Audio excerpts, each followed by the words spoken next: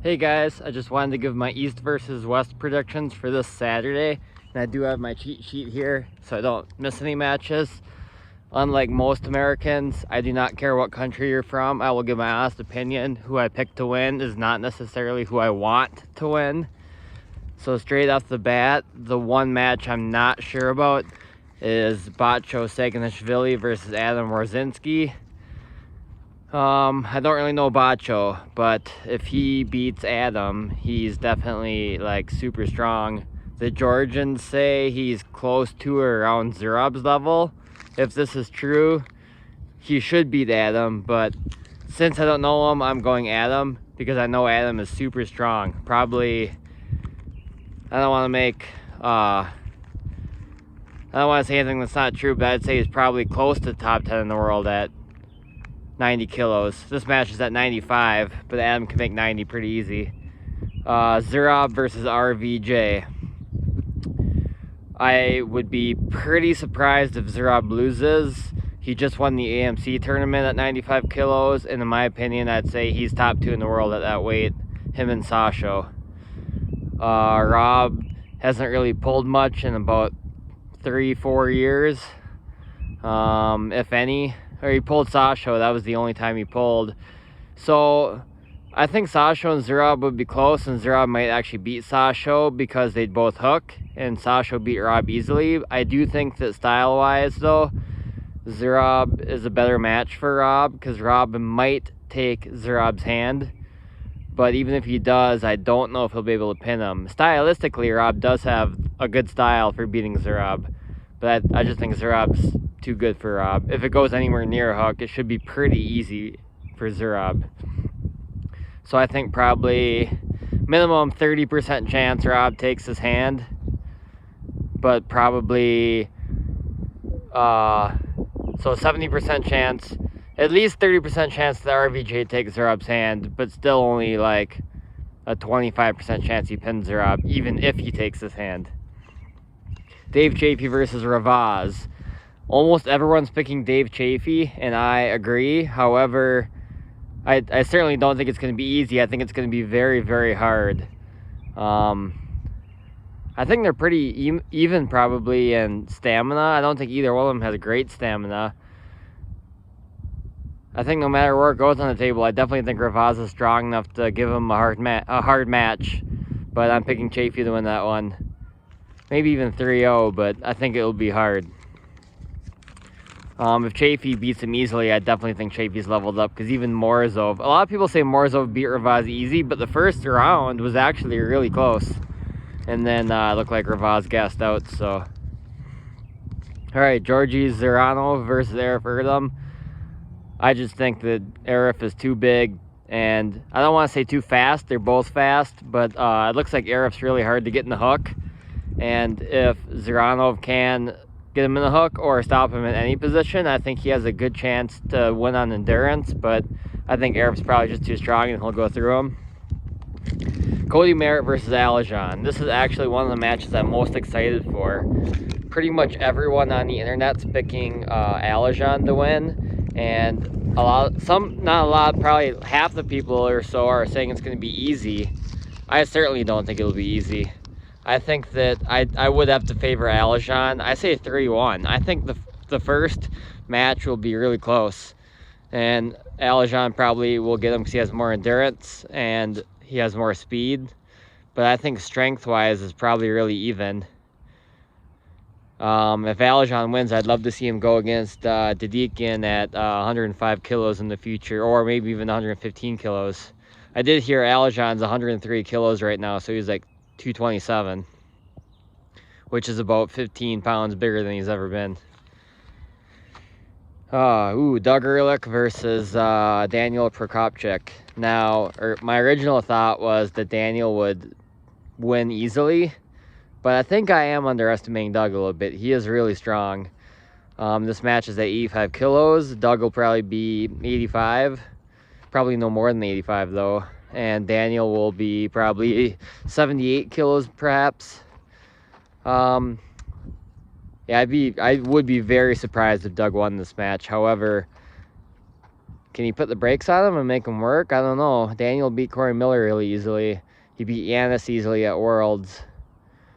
Style-wise, though, Daniel's more of a power puller, and Doug is a power puller. So maybe since Daniel will try to beat Doug power for power, maybe Doug can give him a hard match. But I say Daniel 3-0 still. I still think it'll be pretty convincing, but I don't know. I'm excited to see that one. Maybe it could be a hard one. Not that I think any of these are mismatches, but this is probably the one I'm most sure about, and that's Brandon Alcesser versus David Samushia at 85 kilos. Now, Brandon usually walks around at close to or around 100 kilos. And I think even if he was allowed to be 100 kilos, I'd favor Samushia. Brandon's got a good top roll and a decent hook, but I don't think he's going to be able to bust through David's hand. And in the hook, he won't have enough to beat David. I'd be completely shocked if he beat David in the hook. Especially at 85 kilos. I don't think Brandon's been that light since probably 2013 or 14. I remember at Nationals in 2014, he pulled 90 kilos, but he could have made 85, but he didn't want to. So, yeah, it's been around 10 years or close to it since he's been that light. And he's a big dude. I can't imagine, even though he said I saw in a video yesterday, he said he's never had problem regaining strength after a weight cut, and he will have a day and a half to gain weight, but I still think that would take some stamina and maybe a little bit of strength out of him. And David's, his stamina is unmatched, so unless Brandon can just beat him in a couple seconds, I don't think he's gonna win, because just stamina alone would give the edge to David too much. Oleg Cherkasov versus Mindaugas Terasaitis. Now this is one of the matches I'm most excited to see, probably because they're my weight. They're 75 kilos. These guys haven't pulled in a few years, and I haven't seen Oleg pull very much in the last 3 or 4 years. He did win WAF World 70 kilos in 2021, and Oleg probably has a good case for being the best in the world under 70 kilos. This is at 75 kilos though, and I'd say I could probably count on one hand the number of guys I would predict to beat these guys at 75 kilos. I think they're both probably around top 5 in the world. So historically, Mindaugas has always beat Oleg because he's been able to control his hand. I just gotta go with history then until I see otherwise and say Mindaugas is the favorite. They both have insane stamina. If Oleg can get him in the hook, he should be able to win. Mindaugas is primarily top roll. I think that I'd give Mindaugas the edge here. Hopefully it's a war though.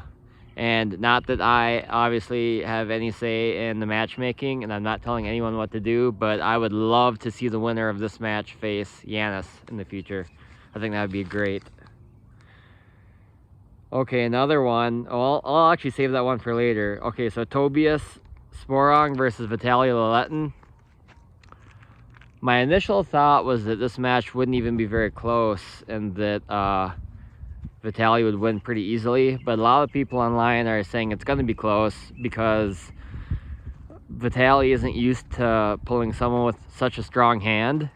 And that is true. Tobias probably has one of the top 2 strongest hands in arm wrestling, along with Vitaly, as people are saying. I think outside the straps, because Tobias' hand is so strong, if he can hold on to Vitaly, maybe he can do something, or even win. But I think in the straps, Vitaly just does too much arm power. I actually think Vitaly is the #1 left-handed in the world right now overall. Morozov's ranked #1 left, and I think he deserves to be, because he's been beating everyone, but I think Laletin actually is #1. Also, we haven't seen Tobias pull in about a year. He took time off from competing to get stronger, he said, make gains. So could this be a new Tobias that shows up? That's another factor, but I do give Laletin the edge. I'll even say it could be 3-1. I'm going to say 3-0 if I have to put money on it. All right. One of the ones I'm most excited for sure. Sasho Andreev versus Paul Lin. My initial thought was that, of course, Sasha wins. But now I'm thinking about it. Man, Paul's super, super strong. I say if he beats Sasha, he is indeed number one in the world under 95 kilos, in my opinion. Sasha wasn't lost at that weight in probably 3 or 4 years. Probably since like 2019 WAF or 18 WAF, whenever Zolov beat him. It's definitely gonna be war. The thing with Sasha is, in the straps, his wrist is never top rolled, ever. You pretty much have to beam the hook. And he's really, really, really, really strong in the hook, and he has really, really, really good stamina. The only thing I could say about him is he's not particularly quick. Paul Lind's not exactly like the fastest guy, so I think it's going to be a really good power pull. But Paul is super, like, I thought Sasha would win for sure, but Paul is super, super, super strong, obviously. So I think it could come down to stamina in the war. I do favor Sasha, but I think it's going to be a war. It could even be 3-0 or 3-1, but I think it's going to be a war. I don't see either guy top rolling the other guy, but I think I underestimated Paul Lind at first when I thought it would be for sure Sasha. I think it's going to be a killer war, but Sasha does not lose many killer wars. Yeah, I think that's going to be one of the best matches of the night, though, to be honest. You know, old school classic hook wars. We love hook wars. I do, anyway. All right, only 2 matches left now. Irakli versus Angarbayev. So this match, I'm going to go Angarbayev. I think that there's no way it's going to go on the hook, because if either guy tries to hook the other guy and the other guy top rolls, the one trying to hook loses his wrist. If Irakli loses his wrist and tries to flop wrist press like he did with John, it won't work, because Angarbayev's too smart and skilled and will not lose to that move. So it's going to be top roll versus top roll, and whoever has the better top roll. And I think that Irakli might have better back pressure, but I think Angarbayev has a stronger wrist and probably is quicker. And if it comes down to stamina, Irakli's stamina looked good against John, actually, but I still would say Angarbayev is probably better. So I think slip straps, instantly straps, right off the go, boom slip.